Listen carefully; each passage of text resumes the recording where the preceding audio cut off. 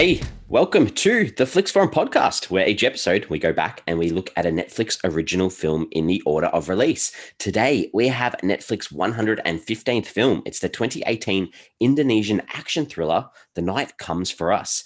It's directed by Tomo Tjahjanto. It stars Joe Taslim, Iko Uwais, Estelle, Sonny Pang, and Zack Lee. I'm Jesse, and I have MJ here with me. How are you? I'm very well, Jesse. How are you? I'm good. It's nice to see you. It's nice to be able to record another one of these, and it's nice to be doing something that's completely different to anything that we've done before.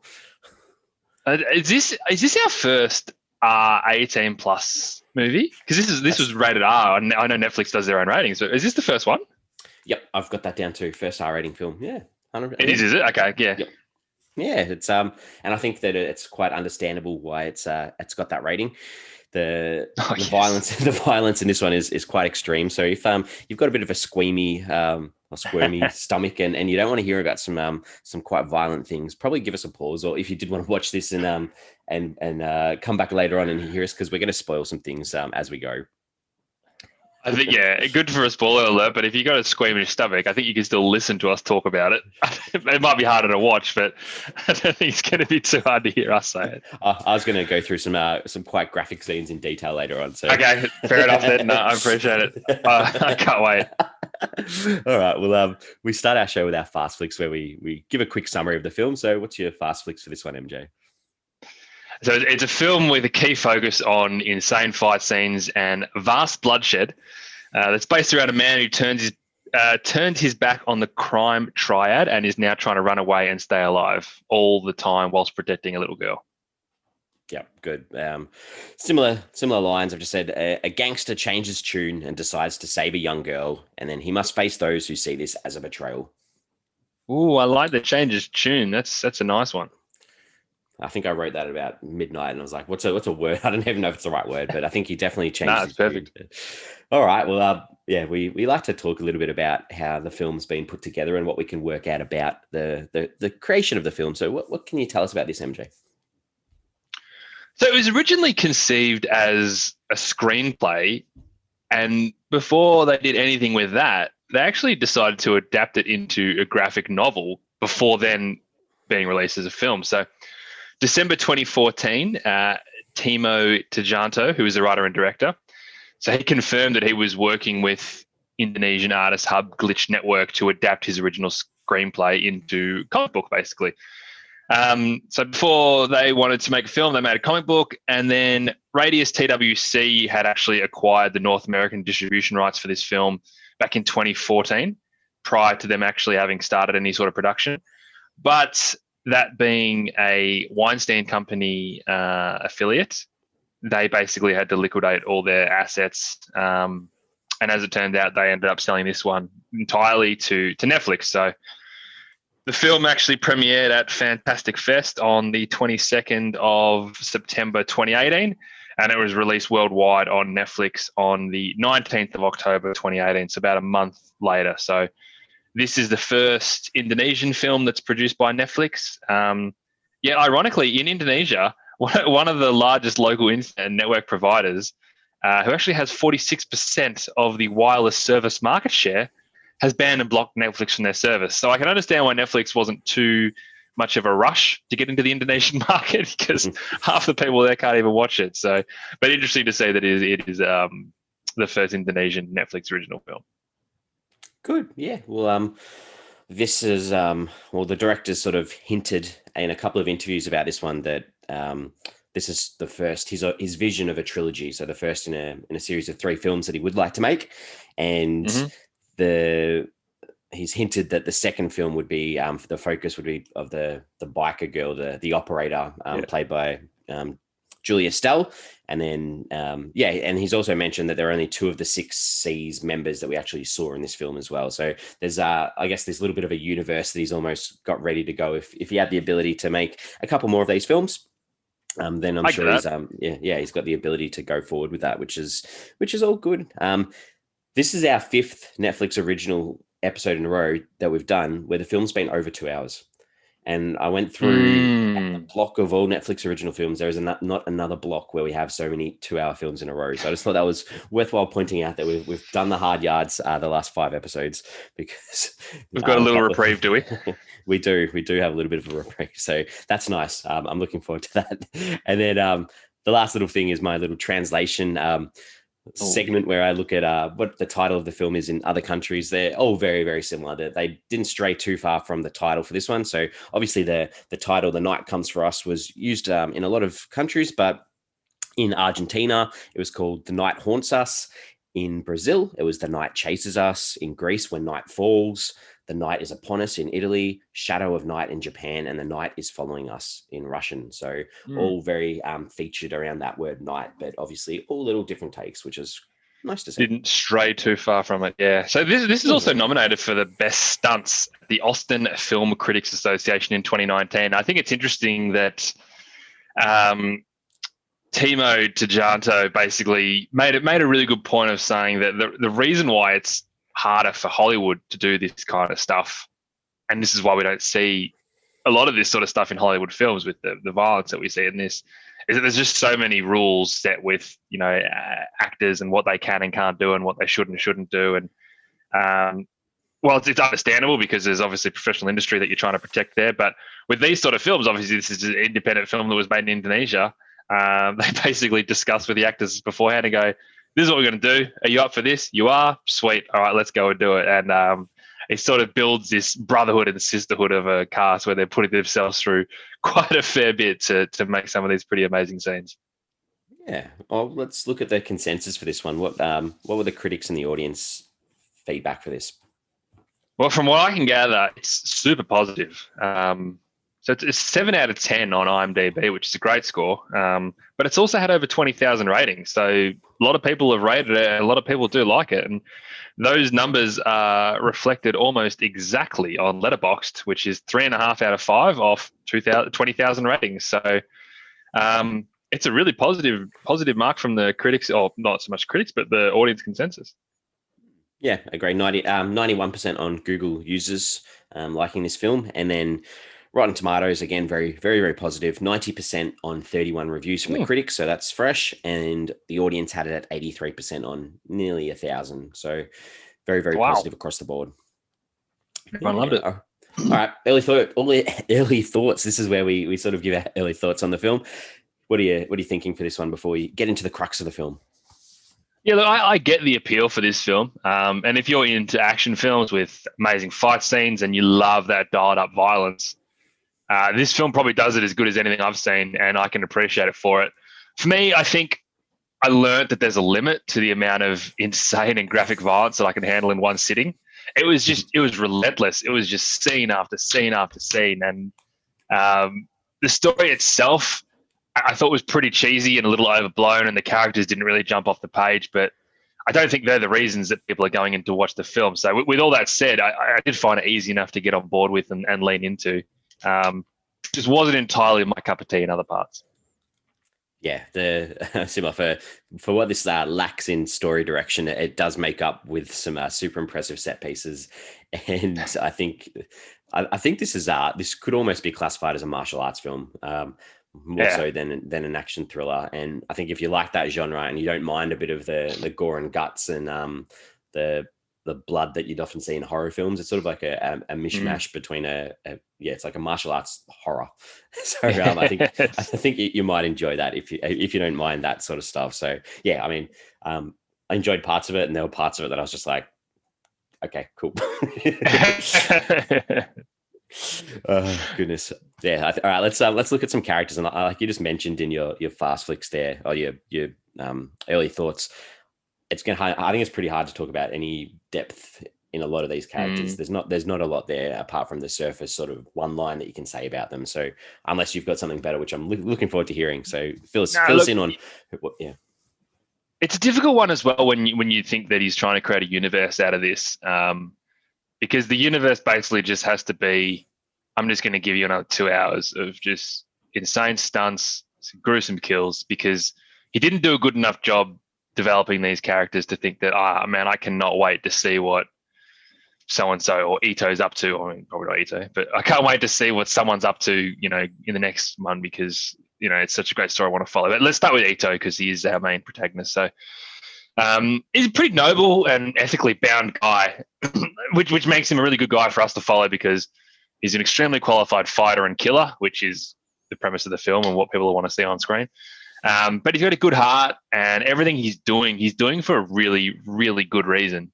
My question about him is, how did he become a 6Ds in the first place and live for all these years murdering and savaging towns? And it seems so out of character for him now, and it seemed out of character to the man that we flashed back to. And that's my only thing with Ito, because apart from that, loved him, thought he did everything that you wanted someone to do. But I just don't know how he lived that life, because nothing I saw suggested that he would have.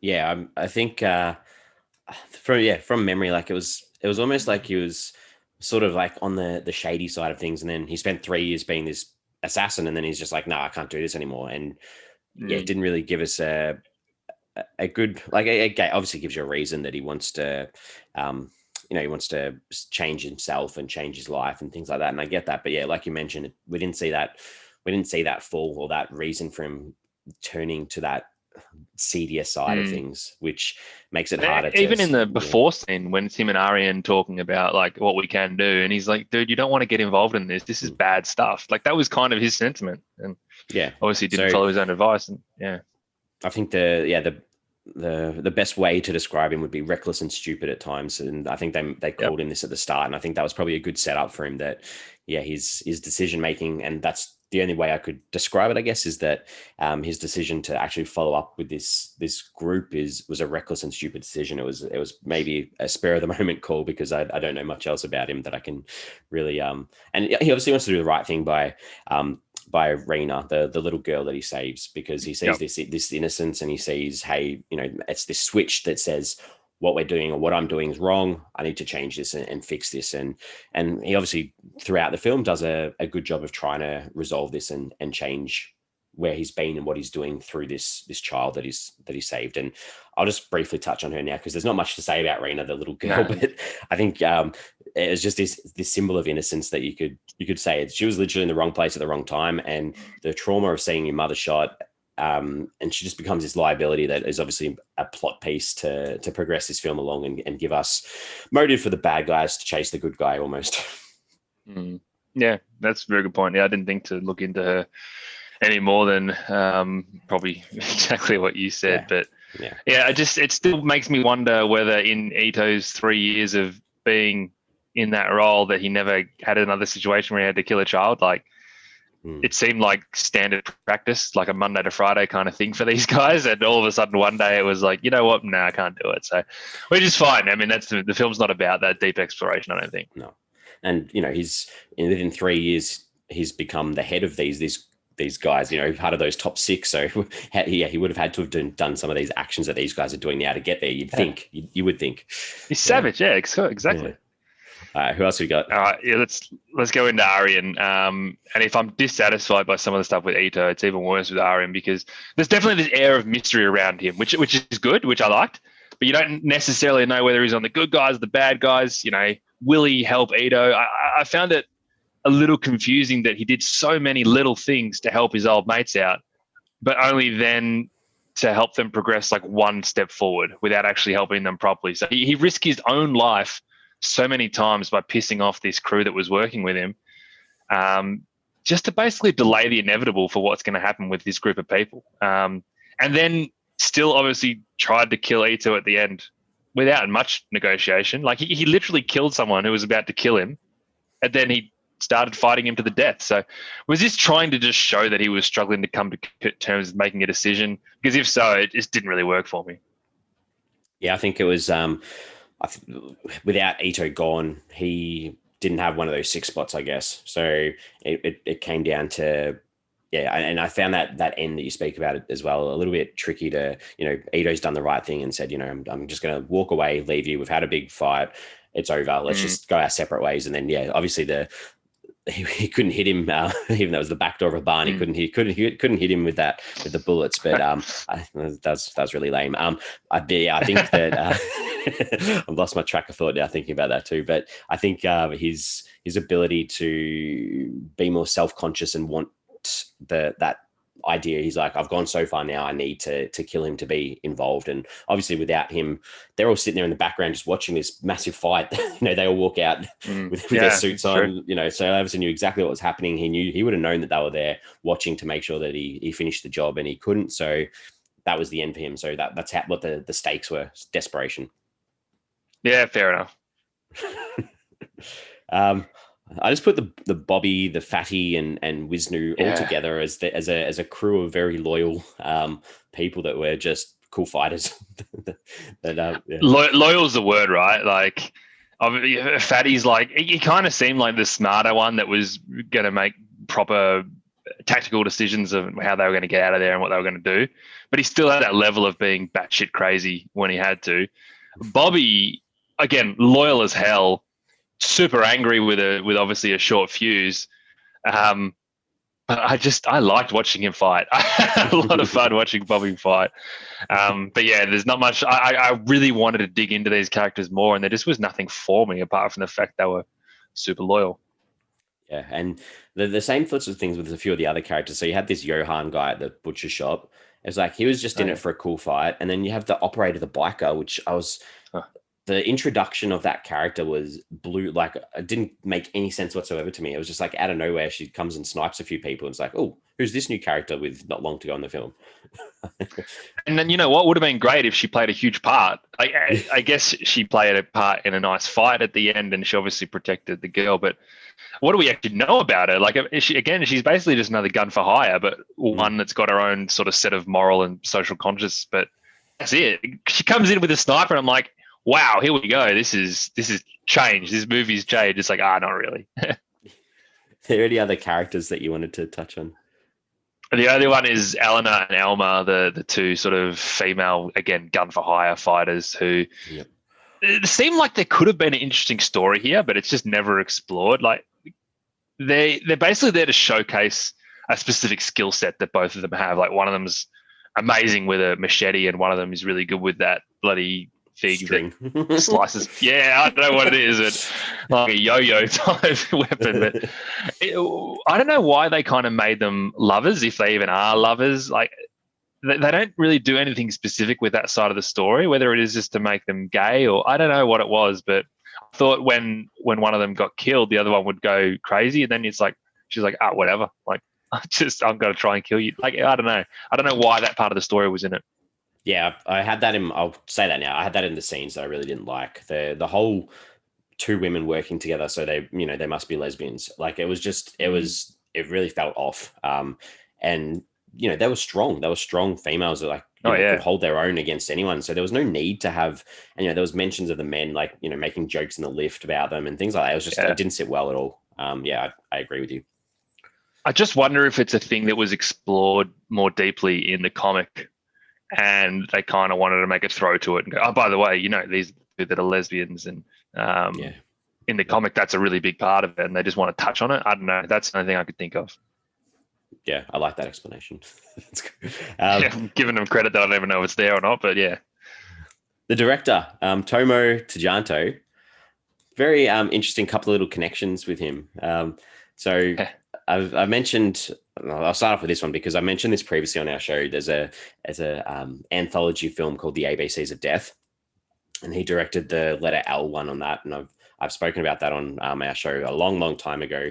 One of the other directors we did had done that, but I guess the other thing was that for VHS 2, which is another anthology type of thing, he co-directed the segment with our director from last week, Gareth Evans, who directed. Yeah, so cool little Flicks Forum connection. I wonder if Gareth Evans was having a yarn to Netflix about his mate when he got signed on for Apostle. He's like, hey, this bloke's doing a film. You want to get on board with that? And I wonder if that had anything to do with it. And I think remembering from last week, Gareth Evans had a real big interest in Indonesian film too. Like, he'd made a few Indonesian films. So obviously they know each other and work with each other, which is really cool. So Gareth Evans directed The Raid and The Raid 2, and they were obviously really big in this space. And I think a lot of these actors were in the Raid movies as well. So there's obviously a link to all of them in some way. Very good. All right. Time to talk about some scenes. What are some ones in this one that you enjoyed, MJ? Yeah, there's just a couple of little bits and pieces. The first one is the butcher scene. I really liked the fight scene in that. I just thought it was really well choreographed. I think it took things to a new level, and I think maybe because it was probably only the second fight scene, I wasn't over it. I wasn't overseeing all the bloodshed and the murderous killings and all that kind of stuff. So I thought that was a really cool scene. The other thing, it's not really a scene, but I kind of touched on this before, but I loved watching Bobby fight. I just thought he was insane, and I kind of like seeing that craziness. And I think there's about 5 occasions where I'm like, oh, damn it, he's dead. And he just kind of kept going like some kind of mad, unkillable machine. So that kind of worked for me as well. Just using that wet floor sign. Yeah. I don't know if that's going to work as a bulletproof vest.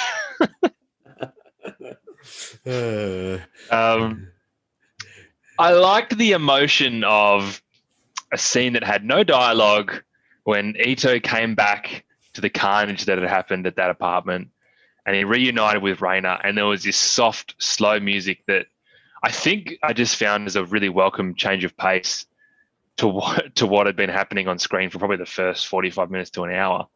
But also it brought some emotion, feeling, and even, I guess, a little bit more of stake to the film as well. So I thought that was quite well done. I guess the back half of the film is where I kind of got a bit over it all. So the only thing that I have got there is when he used the billiard table pocket as a weapon. I thought that was awesome. He just pulled out with the balls in it and just started killing people with it. I'm all for that sort of inventive writing. I think that was great. Good. Yeah, you've got a couple. Most of the things that you've mentioned are things that I enjoyed as well. So I don't have a lot to offer any extra, but just a couple of other little instances, I guess, of violence. Everything that I enjoyed in this was sort of different ways of seeing violence, I guess, which is weird because I'm not usually a person who thoroughly enjoys massively violent things, but the first thing that sort of got me and sort of I was like, oh, this is what this is going to be like is when they're in Macau and Arian's in like the thing, he puts that wine bottle in the guy's mouth. And I was just like, whew, that was pretty graphic on the screen. But then obviously it led to the butcher scene that you mentioned, just those meat hooks, the knives, the jigsaw blades, just the amount of weapons in that room was so cool. The one of the blonde girl, what was her name? Was she... I can't remember which one she was. Eleanor, maybe? Maybe Eleanor. So when she sort of comes out of that lift and they do this like slow-mo trance where she walks across the corridor and then the guys come towards her and she just slices them up as they come towards her. That was really cool. You mentioned the car park scene before. I just thought the hits with that car, how using that car as a weapon and driving over a guy who's like literally just sitting on the floor, and I was like, wow, I was not expecting to see this on the screen. Brutal. And then the last part, which the cue balls as a weapon that you mentioned, but prior to him picking up the cue balls, the camera was almost like on a rig on the back of his neck. Yeah. And it just looked like a video game sort of thing almost. I thought that was really, really, really cool. Just a cool way to change up the violence that we'd seen throughout, which was all, that it was nice to see different ways of showing it rather than just one sort of set angle the whole time. That's true. Okay. What are some things that you want to forget from this one? There's one thing that we can learn from all this, Jesse. If we're ever in this situation, you and I, and hopefully we're on the majority team, if you have got like a 30-1 fight, don't send someone out one at a time. Just get like 10 people on him at once and he will not win. You're watching that scene from, like you were saying, from the back of his head, and you can see all these people just watching in the background as one person at a time comes up to him. It's like, you guys should be doing a hell of a lot better. And then like the next scene, he like picks up one guy and just swings him around to like start knocking people out. That was actually really good. All right. What do you want to forget from this one? I didn't like a lot of and I guess it's part of the appeal of this type of film. A lot of the deaths were really overacted. Saying kind of like the way people threw themselves back and the noises they made. Just thought it kind of got a bit tired and took away from it a little bit. So that was one thing. And to be honest, the final fight scene with Ito and Aryan, probably not even close to one of the better fight scenes in the film, and it was just so drawn out. And to be honest, by the end of it, I was almost bored. Like, I was just waiting for someone to win. I didn't have a huge investment in either of the characters, to be perfectly honest. I wasn't too sure where the film was going, and that scene just didn't pull off the page like some of the other ones we spoke about. Yep. And again, this is a question or a scene. I don't know if I liked the end.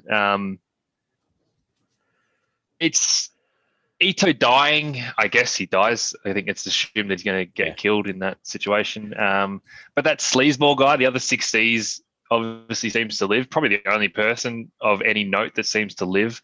And the girl going off on the boat on her own, I get it, because everyone sort of said she can't live with you because, she's always going to have a target on her back. I don't know. All these sort of things happened. And I was like, I kind of wanted her and Ito to stay together. I kind of wanted the sleazeball guy to die and have no idea about it, because his arrogance really pissed me off. And none of this sort of stuff happened. That I sort of walked out of it that was a bit shit. So I don't know how much I love the ending, even though I get it, especially if they are trying to make a universe of it. But it didn't work for me, the ending. Yeah, I thought it was weird just seeing a 9-year-old kid on a boat by themselves. She's got a passport and some money, but what's going to happen once the boat lands somewhere? It's tough. I'm sure that gangster guy will work out where the ship's going and have some of his men at the other end of that ship ready, waiting for it. It's very true, yeah. I mentioned before the whole lesbian lines. I didn't like that. It really annoyed me this film it's got lots of different languages throughout that's used, and at parts and at times English is used as a language, but when the English was on, there were no subtitles, and that really did my head in. It just chunks up the viewing experience, because if you're watching a film with subtitles, you want to be able to have that constant flow through the whole time. Even if they switch up languages, that's fine, but I just need that continuity, so I don't have to. Then I'm like, hang on, I got to focus to what they're actually listening instead of that. You're refocusing, so that annoyed me. Did you have subtitles turned on though? Because I wasn't sure if I had it on or not, and obviously they come up when it's not in another language, but when it's in another language. But I don't know if you had it on, would it have been on the whole time? I'm not sure. I went in and checked because I was like, oh, maybe there's an English dub. There was no English dub, and I checked the subtitle list too, and it was on the English subtitles. So, okay. Yeah, I mean, you just think about people who may be deaf and they watch this film, they're not going to get any of the English scenes. It's a great point, which is really frustrating.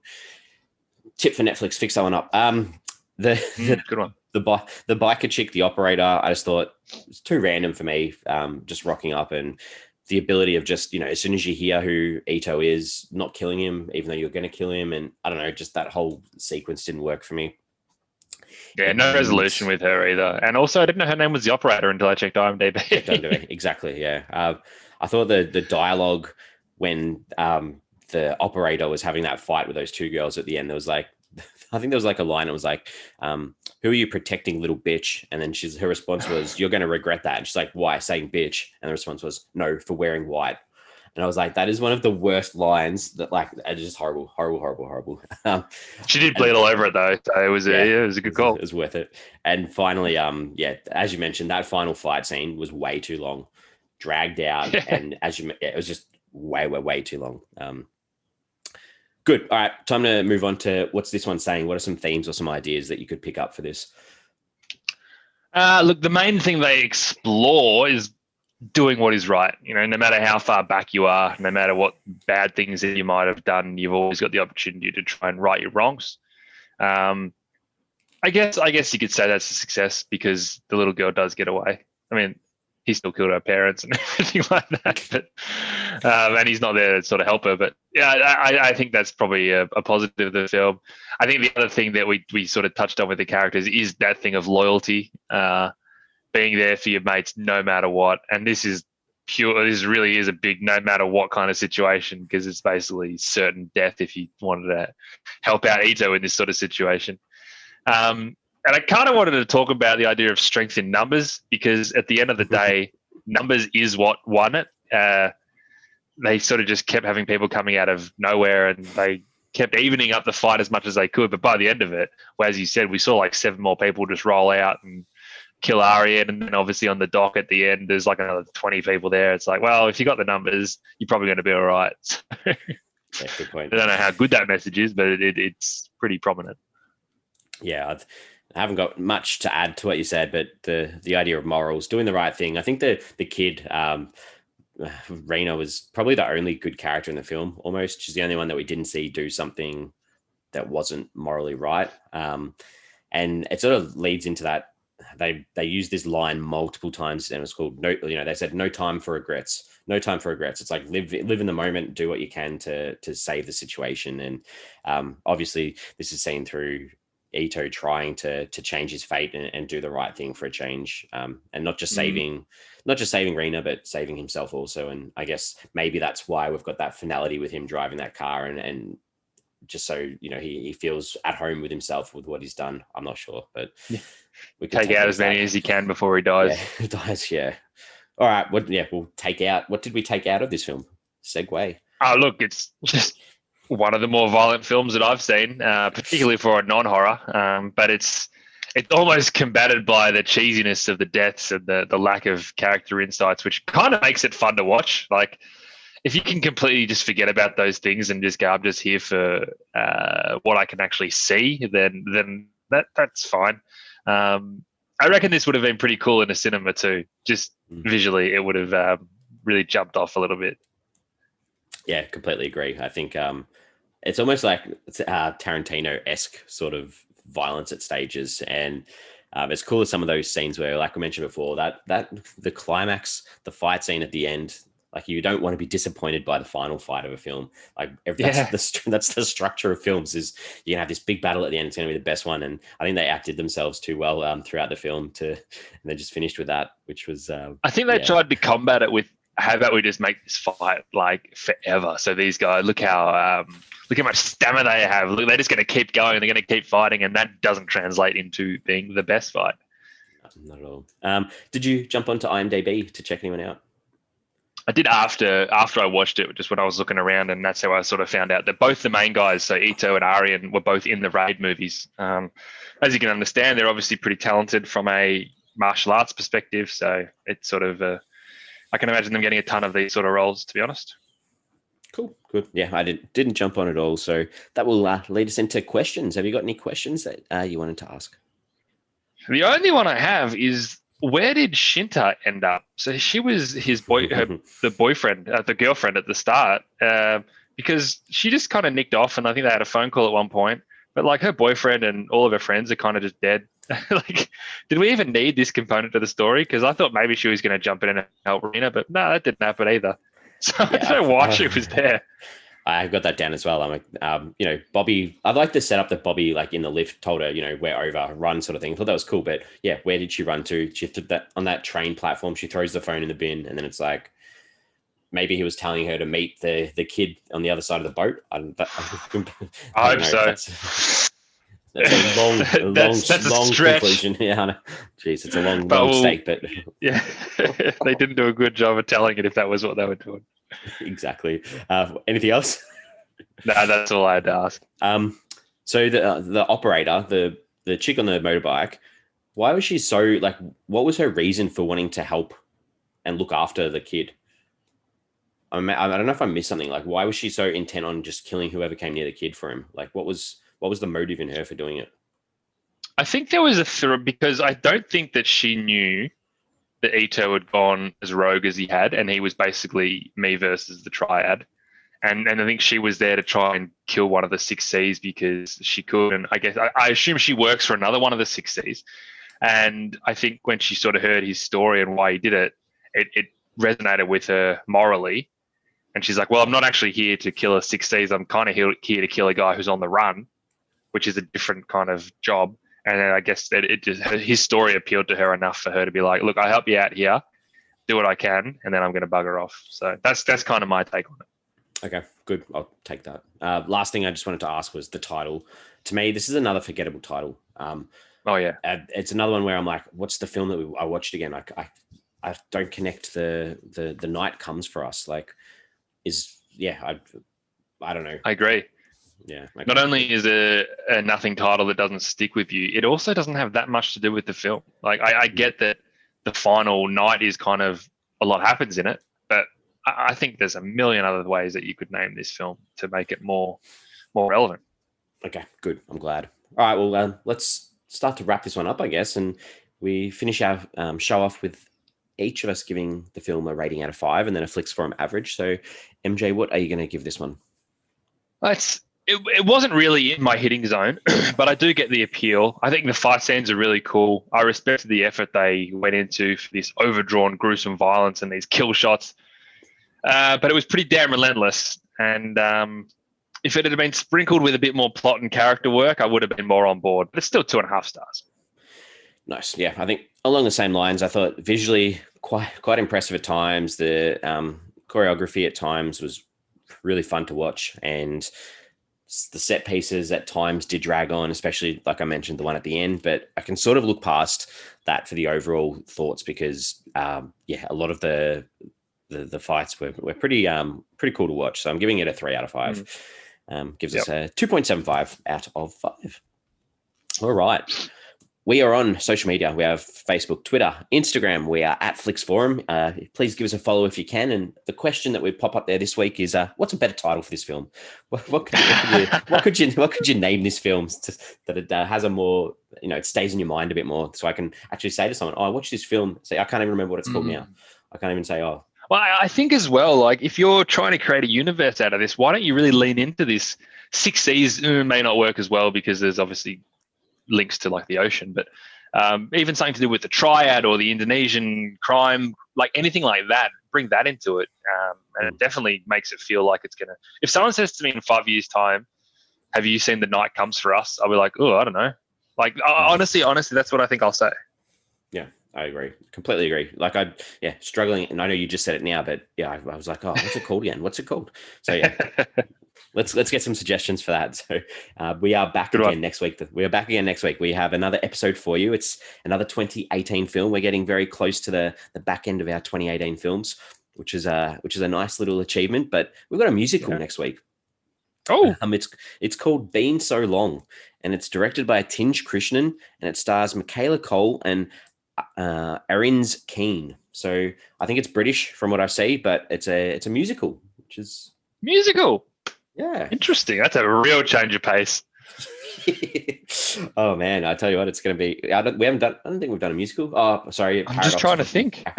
Paradox may count as a musical type of film, but good, yeah, I guess so. So hopefully it's not a straight up musical. Well, God, we don't know. We don't know. This could be like a paradox. Oh God. All right. Well, it's been good catching up. So thanks for having the chat. And I'll have to try and wipe some of the memories of these violent deaths out of my mind.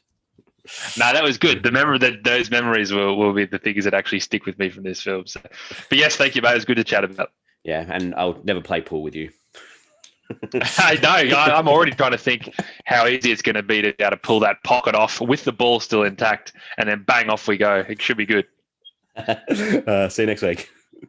See you then, mate.